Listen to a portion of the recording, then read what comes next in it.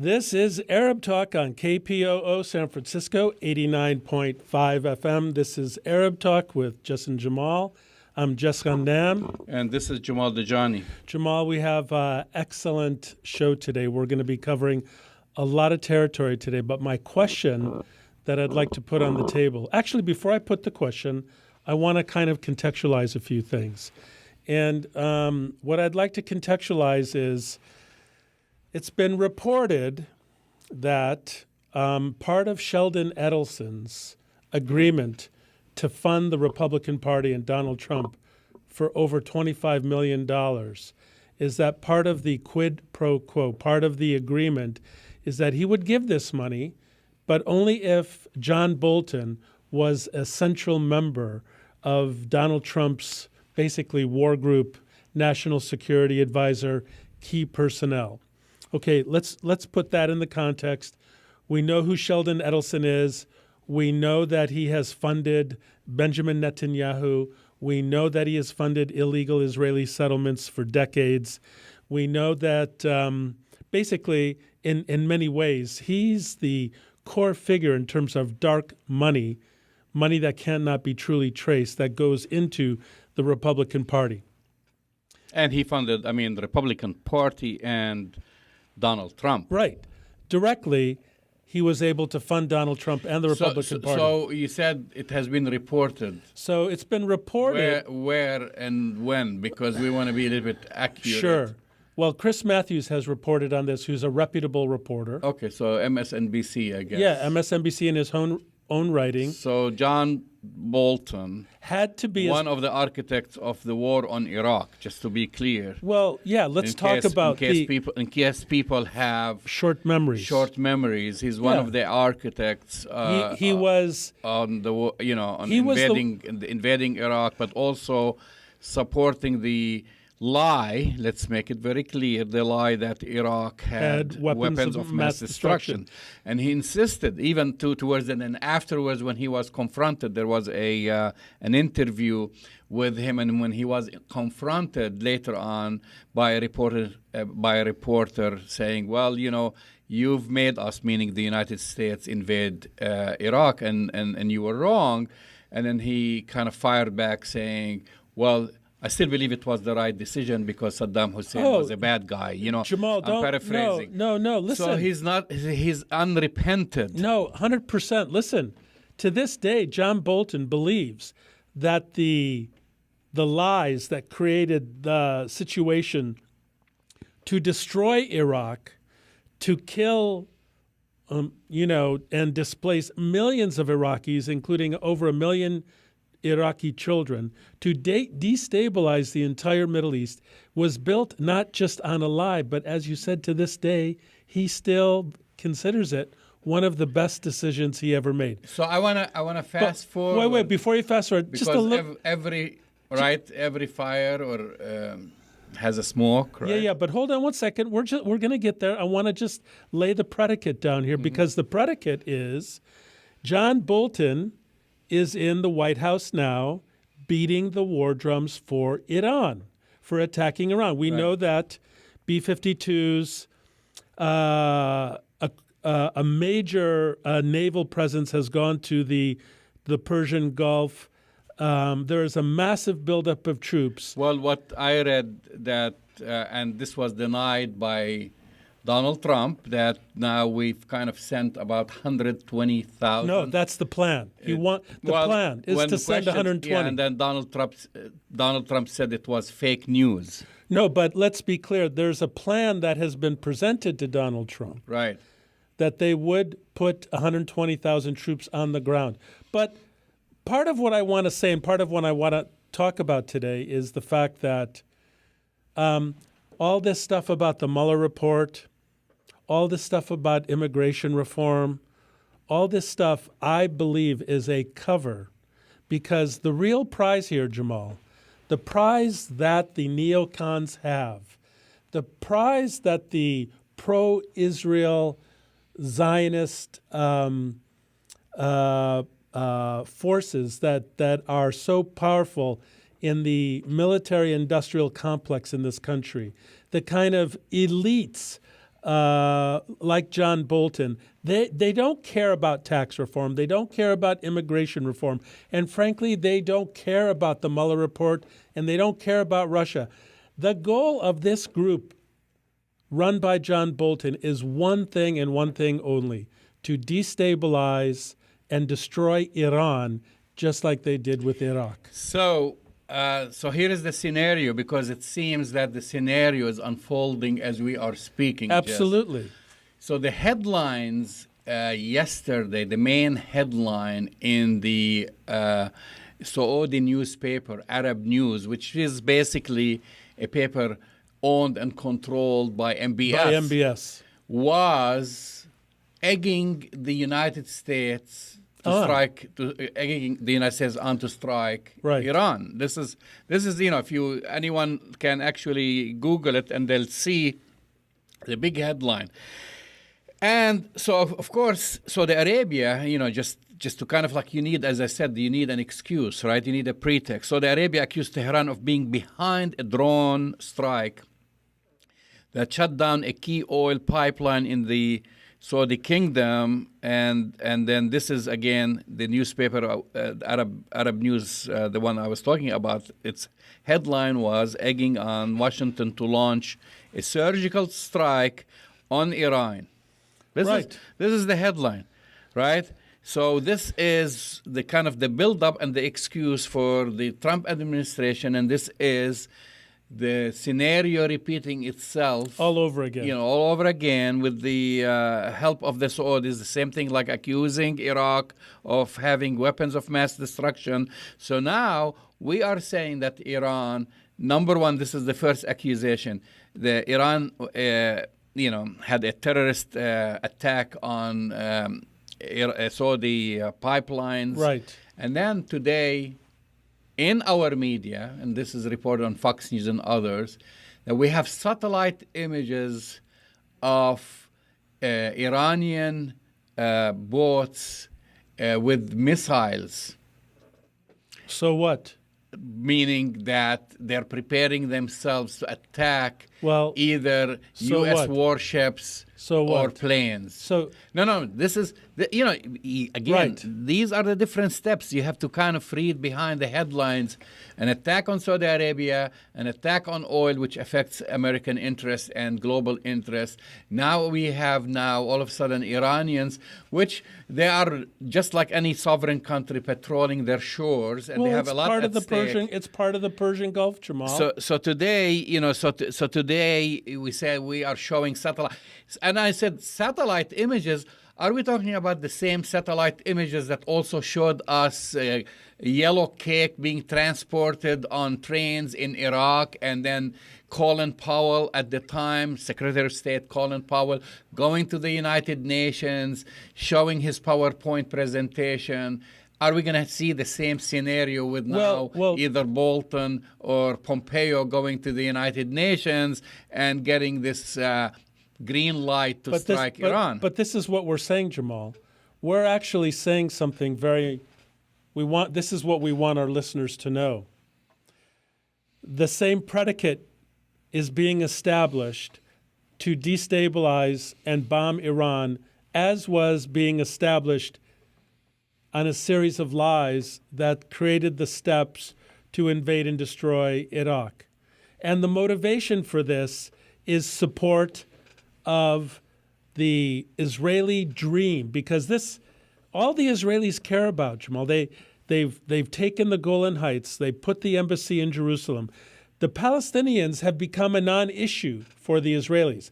I mean, we understand that in the Israeli elections that just happened, less than 1% was really about Palestinians. It was about Iran. It was about settlement. I mean, it had nothing to do with peace and creating a settlement to this 71-year-old Nakba that happened to Palestine.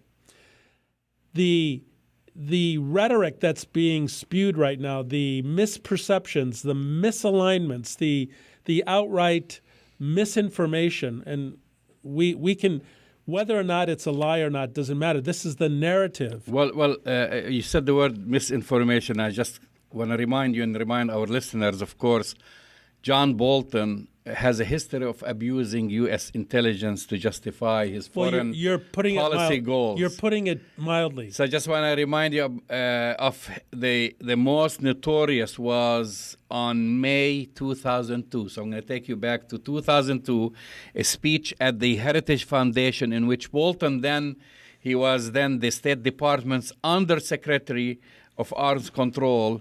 He accused Cuba of developing biological weapons. Right. This is. I mean, he always played this game. So we're not talking about. I mean, there isn't a single war that John Bolton hated.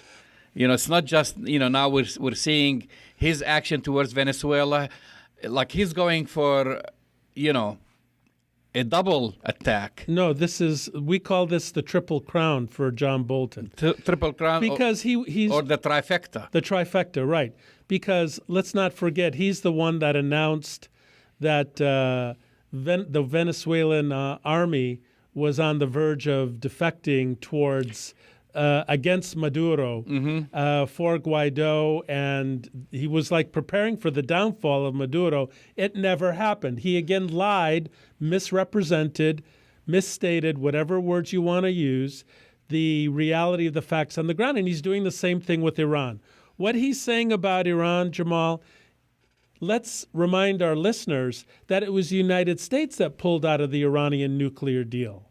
It wasn't the Iranians. Our own intelligence said that the Iranians were upholding all of the agreements in the Iran nuclear deal. It was Donald Trump and the U.S. government that decided that they would pull out of the deal. Number two, this was interesting. This happened, I think, 2 days ago. They were interviewing a British military strategist and leader in the British military. And they asked, this was as part of a U.S.-British kind of press conference, and they asked this British military leader, are the Iranians like upping their game? Are they planning attacks? Are you hearing anything that they're attacking Americans? And he said flat out, no. We have to worry about Iran no differently now than we did before, because it's John Bolton and Mike Pompeo. No, they said the Iranians are planning attacks. To be fair, and this is it has been reported that Trump now has been for the past few days signaling his intent to kind of break this isolation and maybe even speak to the Iranians.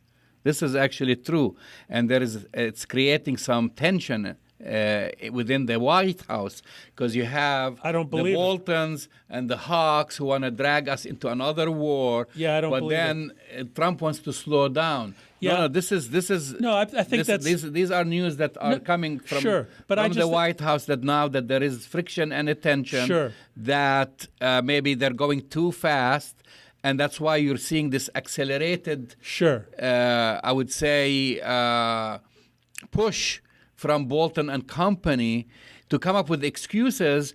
And that's why I see this is not a coincidence all of a sudden that Saudi Arabia puts on its prime newspaper, Arab News, egging on the administration and accusing Iran of sabotaging its oil fields and oil productions. Well, Jamal, I would like to believe that particular narrative, that somehow Donald Trump is going to do this and he's going to speak with the Iranians and this and that.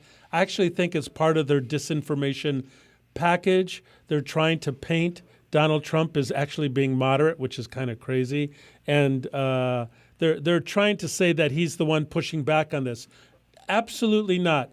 It's the President of the United States that ordered his military to send the B-52s to the Persian Gulf. It's the President, Donald Trump, who ordered the military to send a massive naval presence into the Persian Gulf. It's Donald Trump who told the military to draw up plans for various kinds of military actions against Iran. So, yeah, of course. Now you're starting to speak like Sarah Sanders, because actually this is what she said. She said the president is the ultimate decision maker, and he's 100%. Going to take all of the information 100%. And intelligence 100%. That is given to him, and he will make the decision that he thinks is best to keep Americans safe. Because she was asked actually if they've had a division, and she denied that there was a division. I don't think there is a division. But other reports are showing that there is a division, and that Donald Trump has called on outside advisors. So here's that's what kind of irritating Bolton. But Jamal, here's Donald Trump's outside advisors: Benjamin Netanyahu, Sheldon Edelson. Now you're making some guesswork. No, but we know that he consults with Netanyahu frequently about these issues. Okay, I'm just going to make a prediction really quick.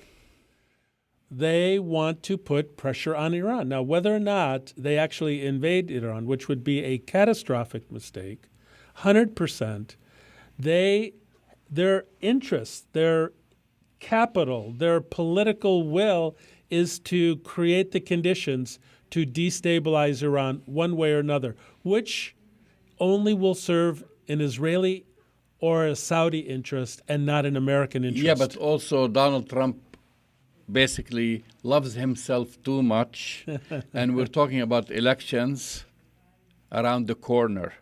So this is a calculated risk.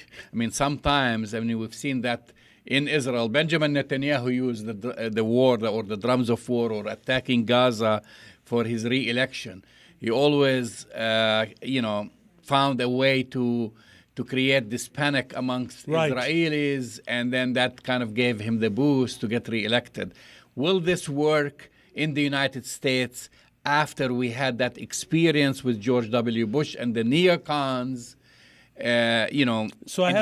invading Iraq and the mess that we have created, and all the Americans who have returned in body bags, and the more than 1 million Iraqis who died because of the lie of the WMDs? Is Donald Trump willing to take a risk against a country that is far more powerful than Iraq, far more larger than Iraq?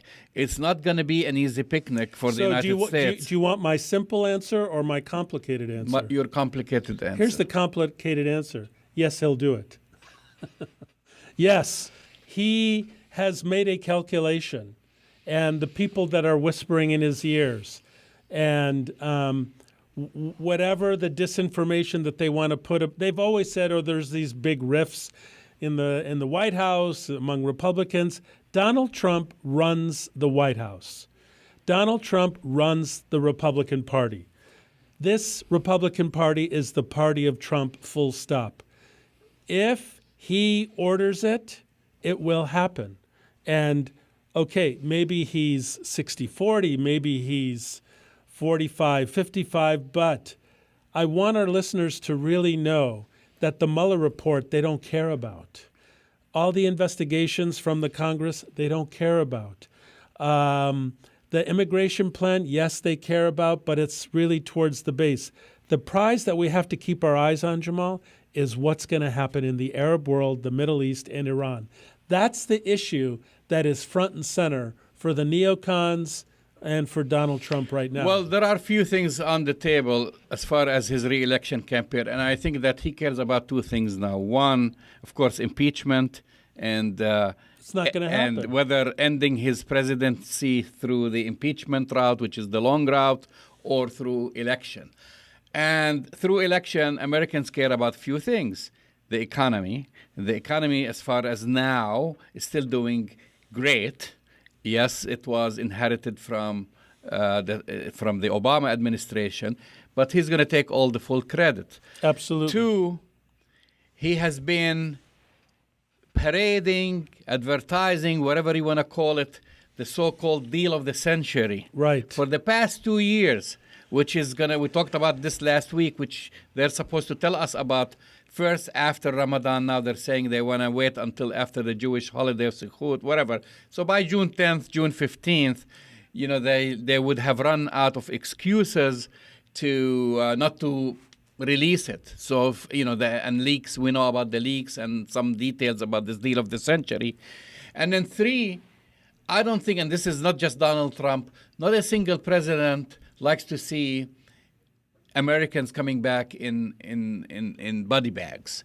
And we know dragging into a war, unless you have a quick and swift victory with minimal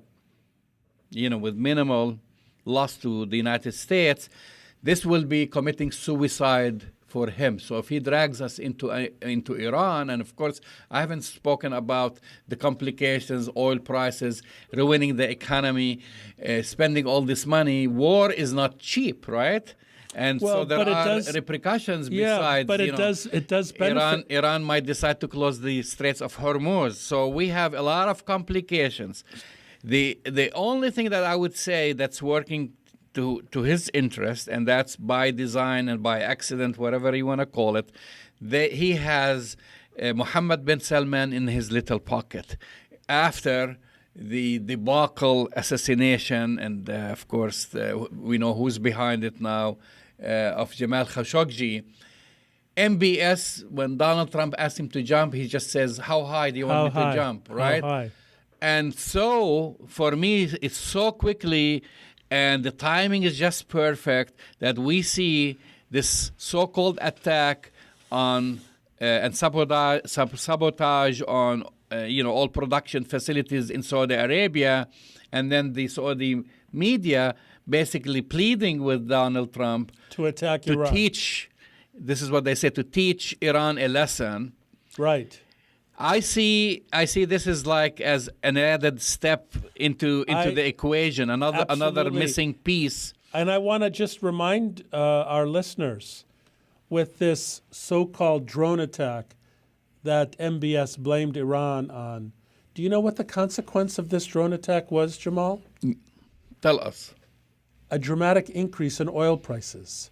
Who benefits from a dramatic increase in oil prices? Yeah, sure. Any interruption of any oil, production. So to say somehow somebody's making money. Somehow they're making money. I do not want to underestimate.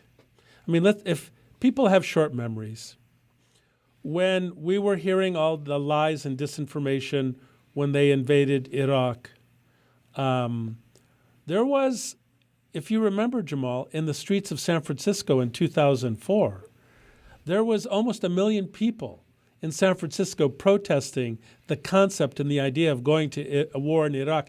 People were uprising all over the country. There were people saying we shouldn't go to war in Iraq.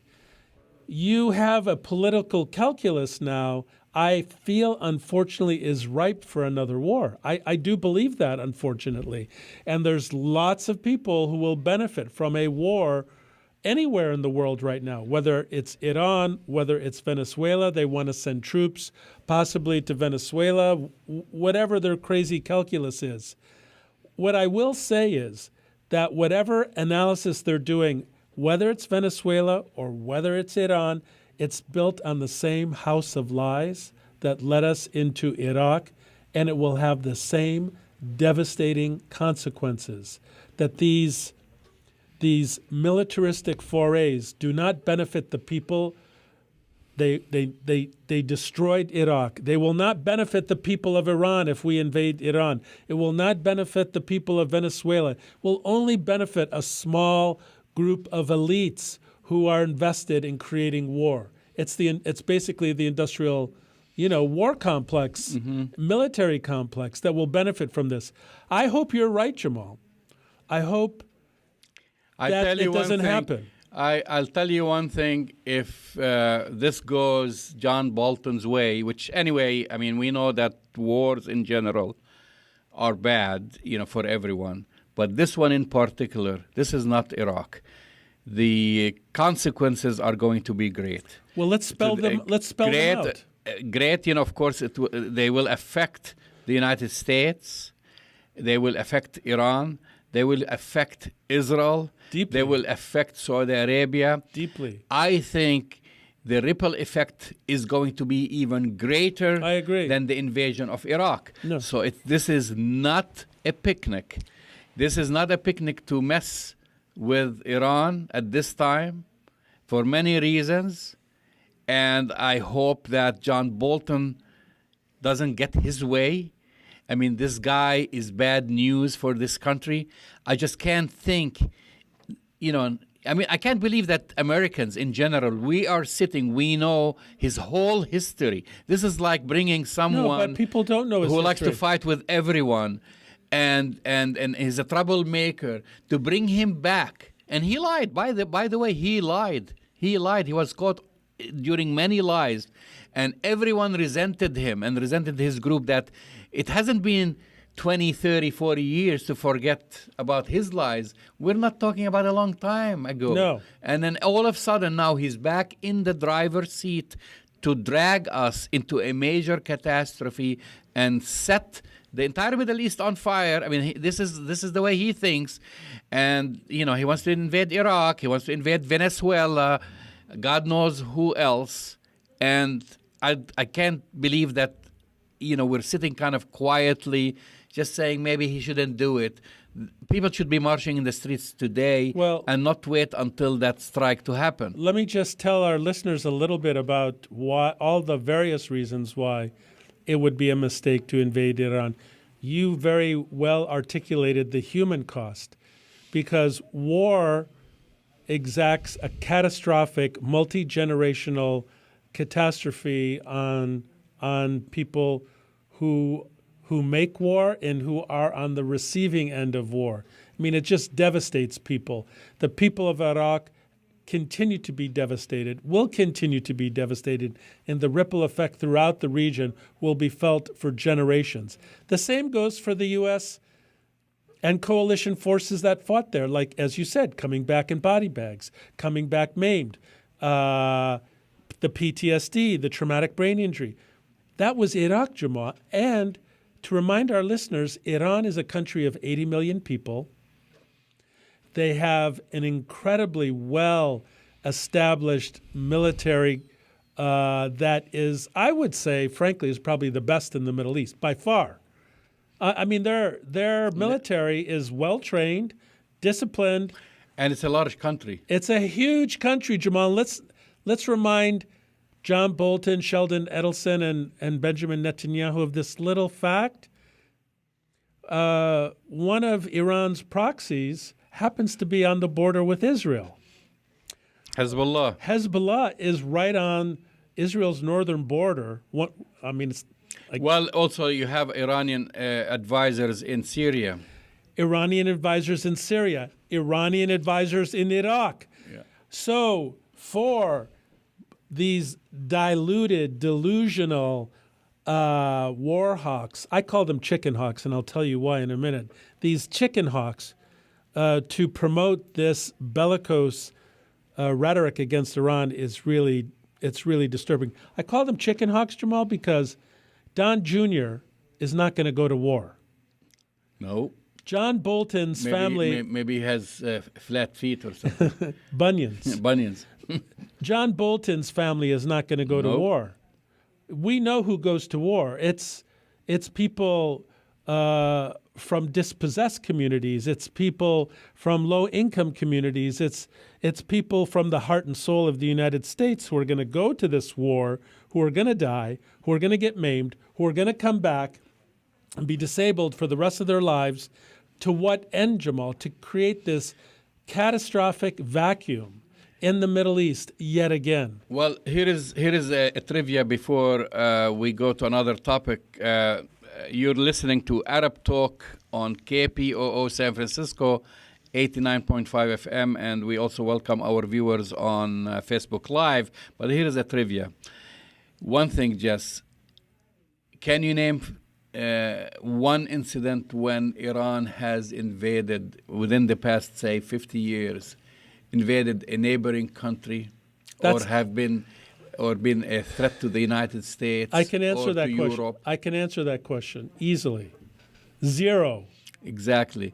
So we supported, just to take you back, we supported Saddam Hussein during the war on Iran. People forget that. He was our buddy. Well, Rumsfeld was flying there, not Rumsfeld during the Bush administration. But the previous administration. That's when he served during Reagan. Yeah, it was Reagan. He was flying there and selling him Apache helicopters and other weapons to confront Iran with. This is when Saddam Hussein was our friend. Our ally. Our ally. And it was Iraq that invaded Iran and not the other way around. It has never threatened Saudi Arabia, meaning like it has never invaded or even fired a single bullet towards Saudi Arabia.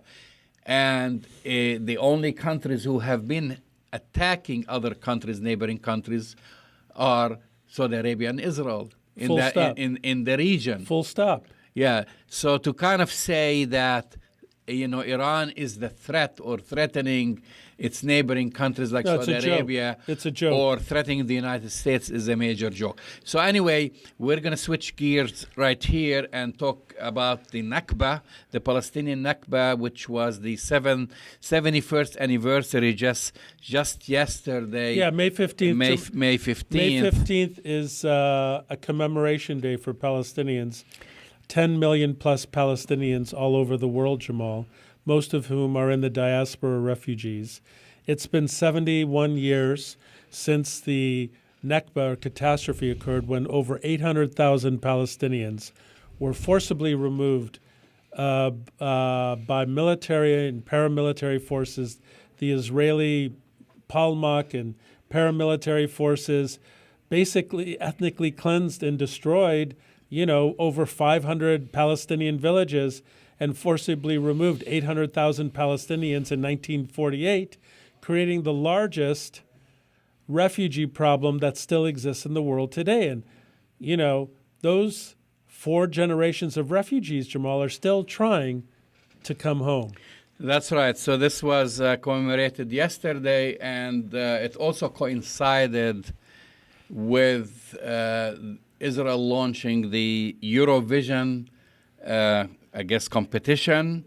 Well, and because they won it last year, they had the right to host it. Yeah, they had the right to host it, but also the timing of it. This is when now they've had, or many artists have crossed the picket line.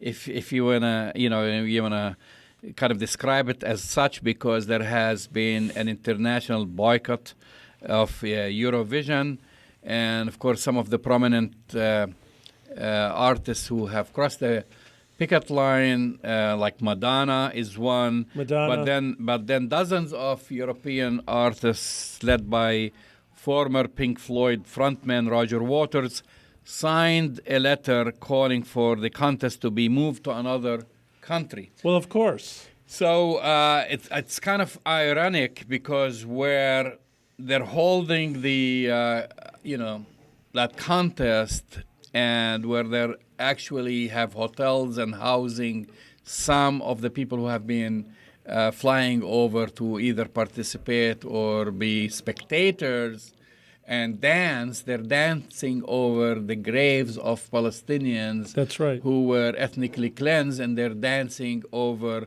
entire towns and villages that were basically horrible things happened in 1948. That's on the sad news in a way, just a way to think about it. But on the good news, I was reading the Israeli media the other day, and there's good news in the Israeli media that they're losing a lot of money because of the boycott. Yeah, and people aren't coming. No, people are not coming. So major artists are not coming, but also Israeli viewers are not showing up in droves. In fact, there was a report on the Israeli Channel 2 about this. The venues are half empty, and many, of course, the artists canceled, and they're not getting a lot of the viewership that they were expecting that they'll get on television. Right. We'll have breaking news for the Israelis. The international community doesn't want to come to Eurovision on stolen land. The international community doesn't want to come and celebrate on stolen land where apartheid practices. Well, apartheid and ethnic cleansing don't sell. They do. Well, the Israelis like to think that it sells, but it actually doesn't sell. So this was ongoing. This was ongoing because I wanted to report on a couple of important happenings, and the other one was on that day, which is of course May 15th. That's yesterday, the Nakba day. There was a call to deactivate Airbnb's apps or accounts, right, because of Airbnb backtracking on allowing settlers, basically settler colonies to advertise and rent out and profiteer out of their theft So thousands of people, I don't know the numbers, but there was a campaign led by many organizations and groups, including Jewish Voice for Peace and others, who were calling, even if you wanted to keep your Airbnb account, but at least on May 15th, to deactivate your account. And I think they had thousands of, not hundreds of thousands of individuals deactivating their accounts. So breaking news to the Israelis. I know this is hard for them to understand.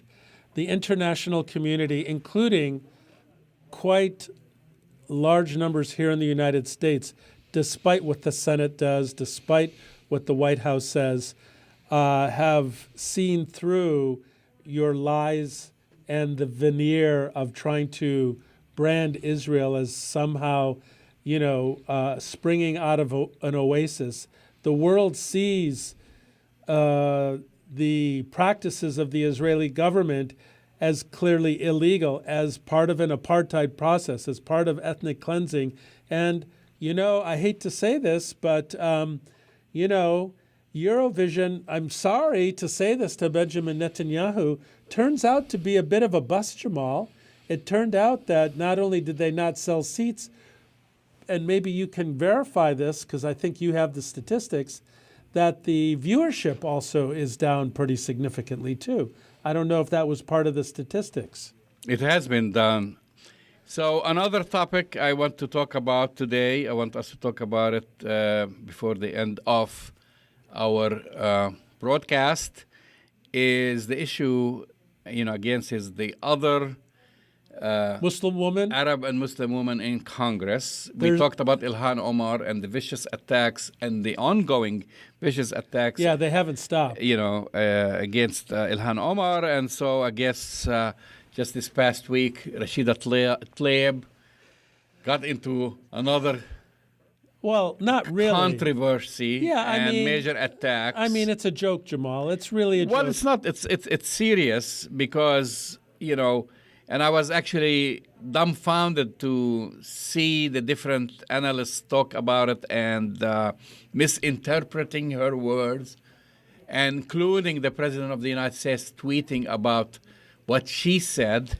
And just to remind our listeners, and we're talking about Congresswoman Rashida Tlaib, and I'm going to read some of her words. And this is what she said in an interview, Jess. And she said when she was asked about the, she had the remarks when she was about the Holocaust, and what she wanted to say something about that her ancestors or her Palestinian ancestors created a safe haven for Jews after, the Holocaust. But this is what she said, right? She said that there is always kind of a calming feeling I tell folks when I think of the Holocaust and the tragedy of the Holocaust and the fact that it was my ancestors, Palestinians, who lost their land and some lost their lives, their livelihood, their human dignity, their existence in many ways have been wiped out, and some people's passports. And, she goes on to say, and just all of this, it was in the name of trying to create a safe haven for Jews post the Holocaust, post the tragedy, and the horrific persecution of Jews across the world at the time. Well, but that's a remarkable statement. That's a remarkable statement. No, but I mean, she came under heavy attack, accusations of anti-Semitism, accusations of being insensitive. Now, I want to ask you something, because I know you and I know what she meant. A lot of people understood her message. What do you think about the choice of words, saying the calming feeling? I mean, this is where they're jumping all over this choice of calming feeling. But I kind of know where you're going with this, Jamal, and I could see that some of her defenders are saying that her choice of words were maybe not as precise as they could have been. But I'm not one of those people who's going to call her out on the choice of words. Frankly, she's a woman. She's a congresswoman. She's a citizen of the United States. She has a right to articulate her narrative and her analysis in any way that she sees fit, as long as it's done in a respectful way. And frankly, to say that her ancestors were the place that created a haven for Jews in Europe who were being murdered and slaughtered to come to Palestine to survive that brutal persecution is quite an amazing statement for her to make. It's really, I think, not only a courageous statement, but a deeply, painful and meaningful thing for her to say. Well, it's a factual statement. This is the issue. It is a factual statement. I mean, if you look at history, and this is those revisionists of history, when you even look at the history of the United States and other countries during World War II, when ships full of Jewish refugees were sent back, were ordered to return. And this is part of the From the United States. And they were allowed to go into Palestine. And in fact, when some of the ships were sent back from Palestine, it wasn't done by Palestinians, it was done by the British. By the British. And so to try to deny, to say that there wasn't a massive immigration into Palestine because of the atrocities of World War II and Germany, Nazi Germany at the time, and that Palestinians took, all these immigrants into the country. And then I see kind of the response. Others said, well, you fought against that. Didn't happen. When Palestinians, the whole kind of so-called Arab-Israeli war broke is when Jewish Zionist gangs at the time basically were attacking Palestinian villages. Full stop, Jamal. And they were trying to take over, and we have documents to prove this. We have what people have to do is read The Ethnic Cleansing of Palestine by Ilan Pappé to learn about the Plan Dalet or Plan D, designed to force Palestinians out of their homes. And this is when the conflict started. But it didn't start when immigrants were coming over. No. And so people are in denial. So in a way, she was reflecting on this. And I know from the history of many Palestinians, just including the history of my mother's story living in the old city in the Magharbe neighborhood or Moroccan quarters where Jewish immigrants were coming. She remembers as a young girl helping her Jewish neighbors during the Sabbath, turning on, their lights and so forth for them. Right. Things like this. So there was this kind of...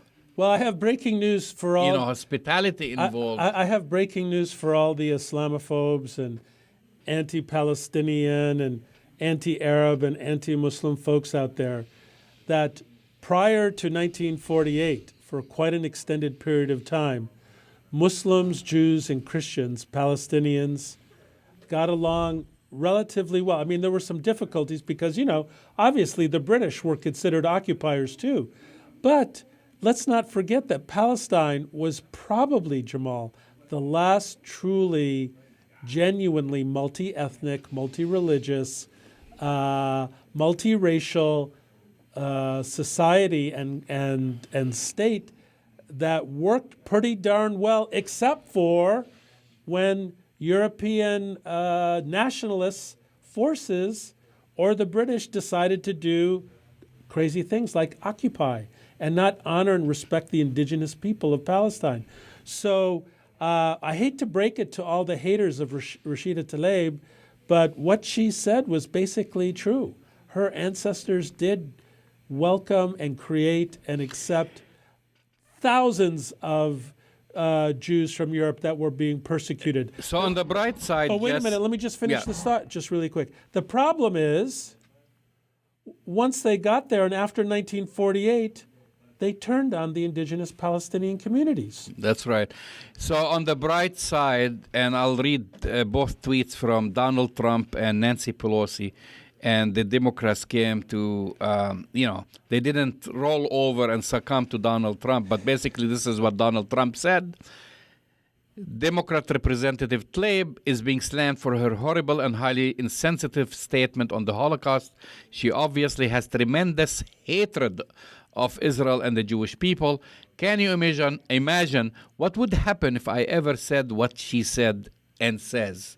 He has said it. He said worse things, and so we're not going to get there. But to her credit, Speaker of the House Nancy Pelosi said Republicans' desperate attempts to smear Representative Rashida and misrepresent her comments are outrageous.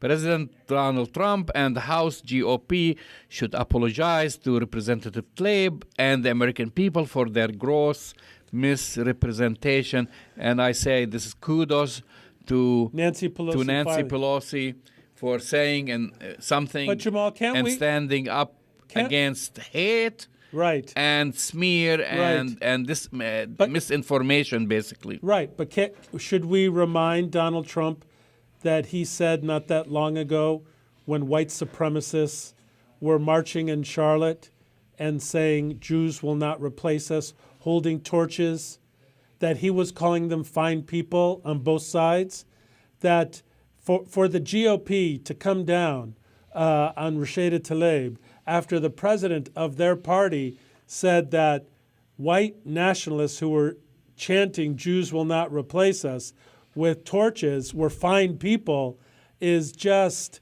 I mean, it boggles the mind. What if Donald Trump said something like that or worse? He has said worse. He continues to say worse. Actually, he said even worse than this.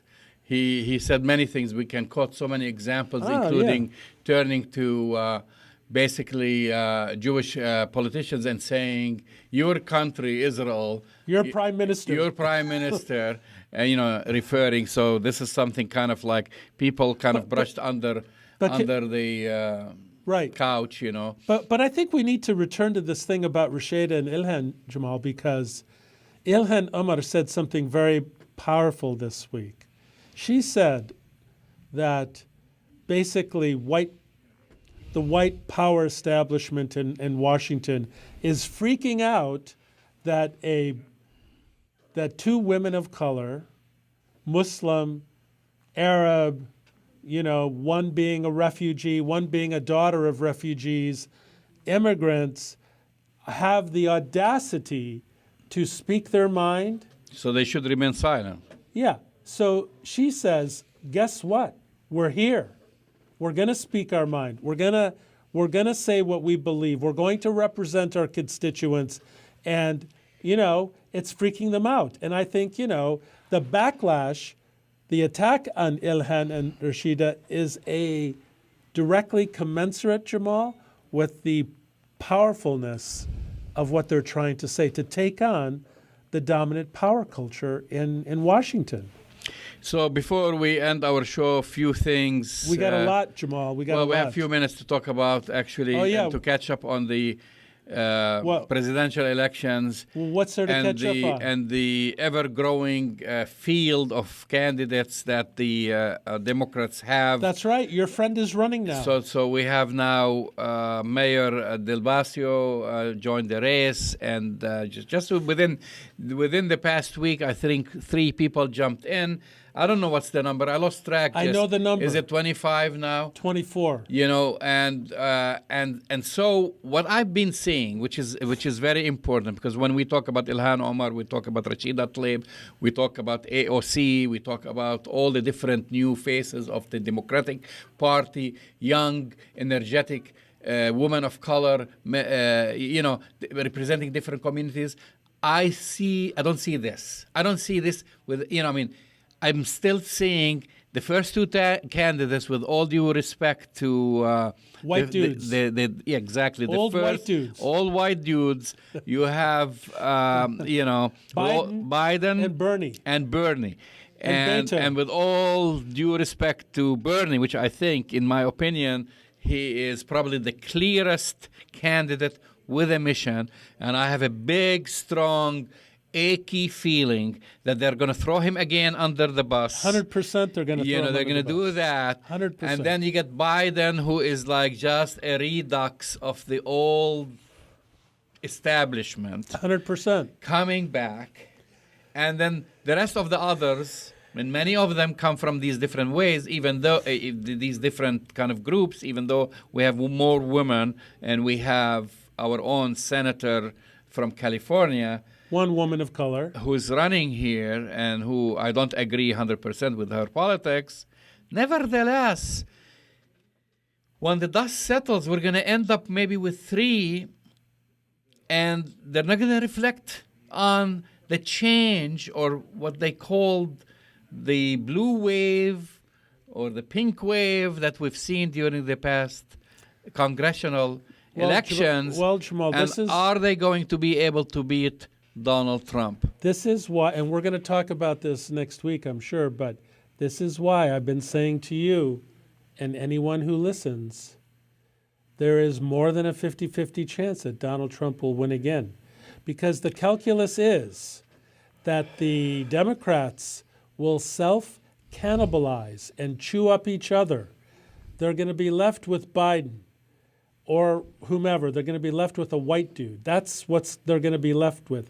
It's going to alienate the progressive wing of the Democratic Party. And last time, because there was so much animosity towards Hillary Clinton and what they did with Bernie, many of those voters did vote for Donald Trump. This time what will happen is that progressive wing, they won't vote. And there's a calculus where Donald Trump just has to carry Wisconsin, maybe Pennsylvania, maybe Florida, maybe Ohio, maybe 2 out of 4. Jamal, I have breaking news for our listeners. He can win again. Well, on that sad note, actually, I shouldn't say that because we still have a lot of time. We got a lot of time. And unless people get out and vote, they have no right to complain. I mean, that's the message. You have no right to complain. That's real. If you're not going to go out and vote.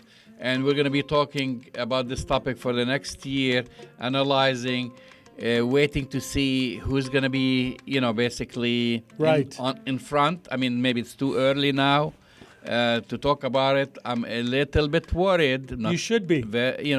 About the type of field and the publicity around it and who they want, and kind of like this move trying to drag the party from the left to the center to please the establishment is not going to work. And on that bombshell, we'll see you all next week. This is Arab Talk with Jess Jamal. Have a good week. Check us out on ArabTalkRadio.com.